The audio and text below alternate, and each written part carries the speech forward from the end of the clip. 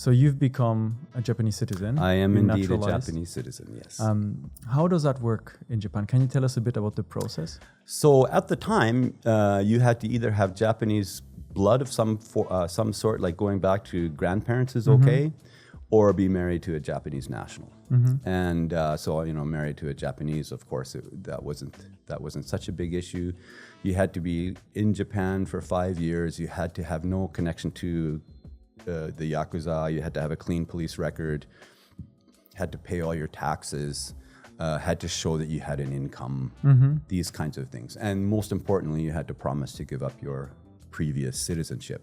I think it's still, from what I researched a little bit, it's quite similar to what the conditions are still today. So these days, the conditions have changed a little bit. Okay, so they adapted a little bit to a more modern era? They just made it a little bit easier. So nowadays, you only have to have lived in Japan for 3 years if you're married to a Japanese national, 5 years if you're not.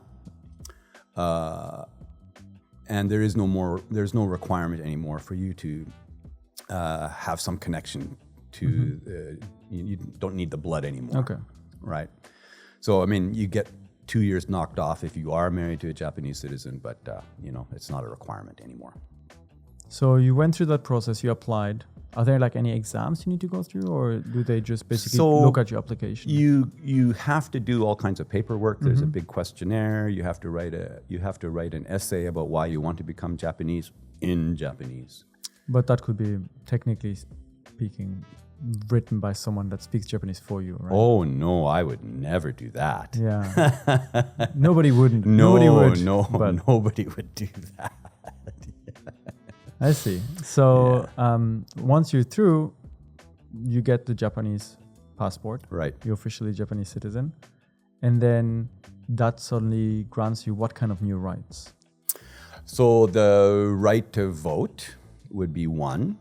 And the right to come back to Japan. And this really became apparent during the COVID pandemic, that people who had their permanent residency, I know of one girl, for example, she went to visit her parents in Jamaica in March. And while she was in Jamaica, they closed the border. This was 2020 in March. And then suddenly she couldn't come back, even though she had permanent residence. She lived here for 14 years. All her stuff was here. And all of a sudden it's can't come back. Can't come back, right? Whereas the Japanese nationals, they could all come back.